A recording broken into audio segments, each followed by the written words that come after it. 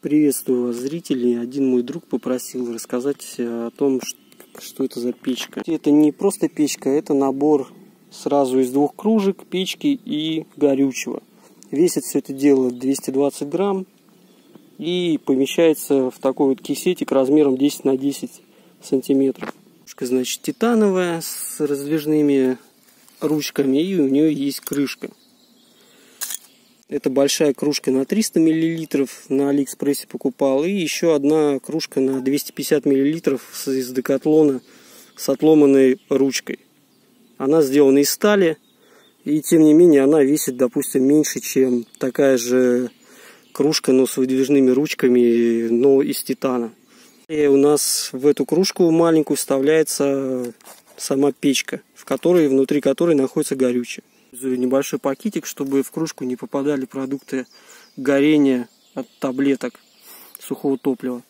Помещается в эту горелку 4 таблетки.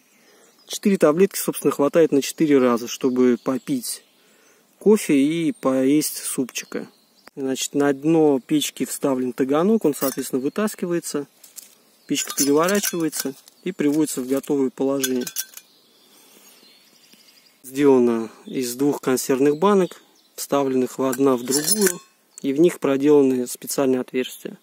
Сама идея этой печки не нова, на ютубе много видео, так называемые пиролизные мини-печи. Насколько они пиролизные, это я вам покажу сегодня. Вот. Ну, по сути, это двухкамерная печка, которая состоит из камеры сгорания и камеры нагревания воздуха. Воздух, соответственно, нагревается, поступает в камеру сгорания, и дальше происходит горение продуктов распада сухого горючего. Так, что у нас самолеты тут летают сегодня.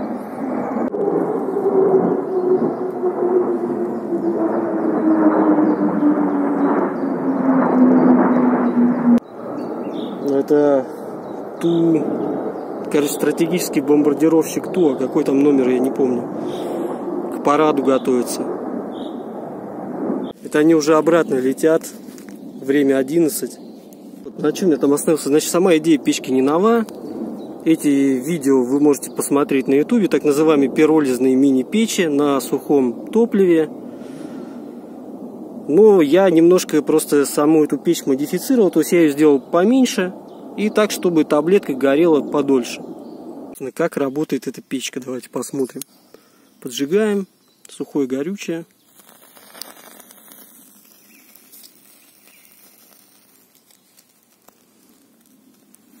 Даем ему немного разгореться и кидаем его туда на дно банки.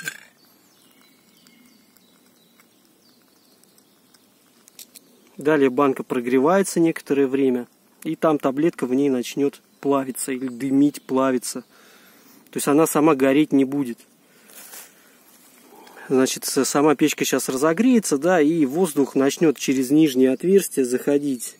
За счет тяги он будет заходить в банку, да, в камеру нагрева, так скажем, да, и выходить из верхних отверстий камеры сгорания. И само горение, оно начнет происходить непосредственно у верхнего края банки, ну, верхнего края горелки, скажем так, да.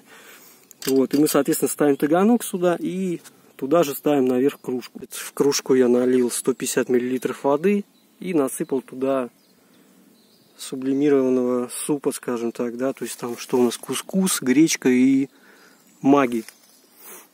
Вот, соответственно, все это дело накрываем крышкой и ждем, пока это закипит. А, соответственно, печка уже находится в этом пиролизном режиме, так называемом. Начинает даже шуметь. Ну, соответственно, пока это все стоит на огне, дальше я насыпаю кофе во вторую чашку и туда тоже воды наливаю. Сама печка и таганок также выполняет функцию ветрозащиты. Температура достаточно высокая, плавится алюминий на такой вот печи. И, соответственно, таганок я делал из стали. Ну, просто из компа вытащил какую-то заглушку и вот загнул, и получился такой таганок.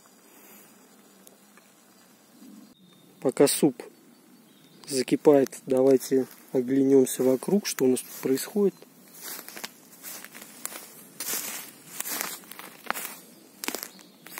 Это калужница болотная растет и цветет.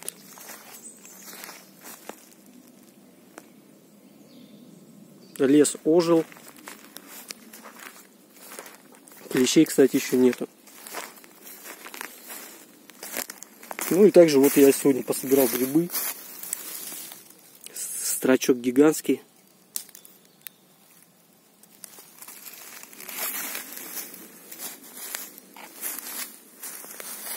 Достаточно много птиц, и вообще много птиц сейчас. Можно поснимать, они сейчас активны. Вьют гнезда.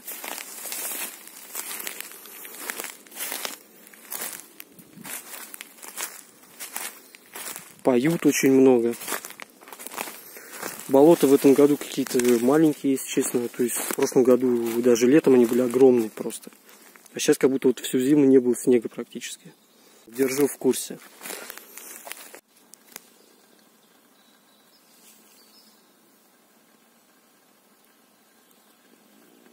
Ну вот, собственно, супчик кипит. Мы его сейчас снимем, пусть он настаивается. И туда же поставим кофе.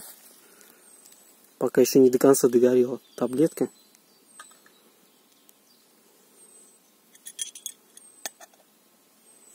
Значит, теперь по поводу того, пиролизная эта печка или не пиролизная. Вот давайте посмотрим. То есть сейчас вторую таблетку подпалю.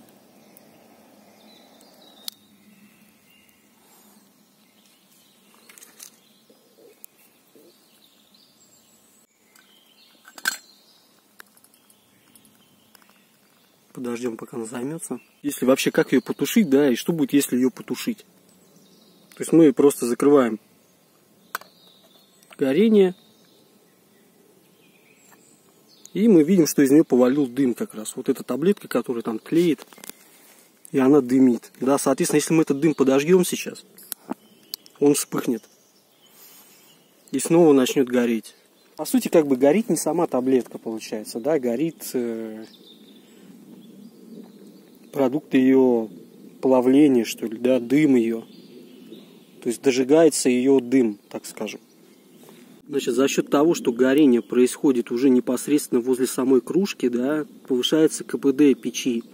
Плюс еще горячий воздух, который смешивается с огнем, с пламенем, да, то есть получается, что печка просто работает мощнее, чем если бы эта таблетка, допустим, лежала где-то просто на открытом воздухе или в какой-нибудь коробке, сделанной там из каких-то там, не знаю, из чего их там сейчас сделать, из каких-то железок, таких складные коробки. Так, ну вот кофе тут еще раз я поставил, он уже закипел. Сейчас не знаю, как я это снимать буду. И горит красиво, и слышно, как горит. Слышно, как кипит, шумит. В общем, очень красиво. Прямо с тягой с такой.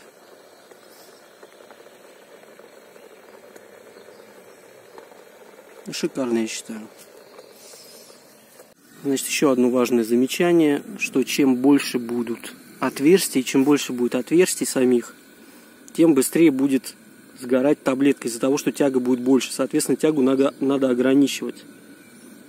Вот. Ну и наоборот, чем меньше будет отверстий, тем медленнее будет тяга, и таблетка может, собственно, и не гореть, а гаснуть. Также на дно банки во время горения можно положить трутовик. Вот, например, и смешиваясь, значит, его дым смешиваясь с продуктами горения, там он будет также отпугивать вокруг вас комаров. Обычно одной таблетки хватает на 2 чашки. Желательно, конечно, ставить так, чтобы было поменьше ветра.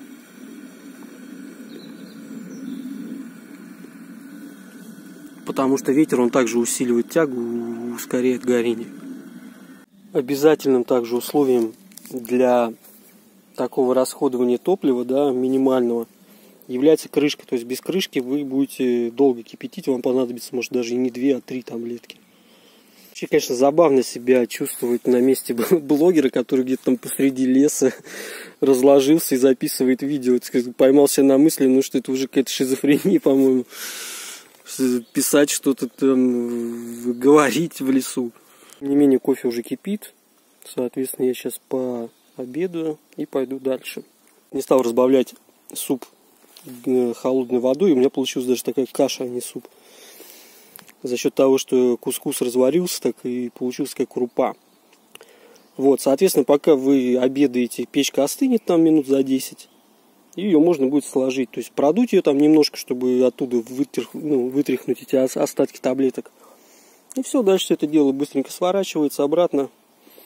Кладется в рюкзак, места занимает мало. И можно спокойно дальше идти. Таблетка почти не оставляет копоти. То есть там какая-то минимальная копоть есть, ее достаточно легко смыть. Значит, сама печка остывает достаточно быстро за счет конвекции, я так понимаю. То есть она там просто выделяет тепло из себя. То есть ее уже можно спокойно брать в руки, она не горячая. Вытряхнули все и, соответственно, собираем. Ну, на месте, где стояла печка, конечно, там древесина немножко подгорела. Поели, попили, грибы посушили и двигаем дальше.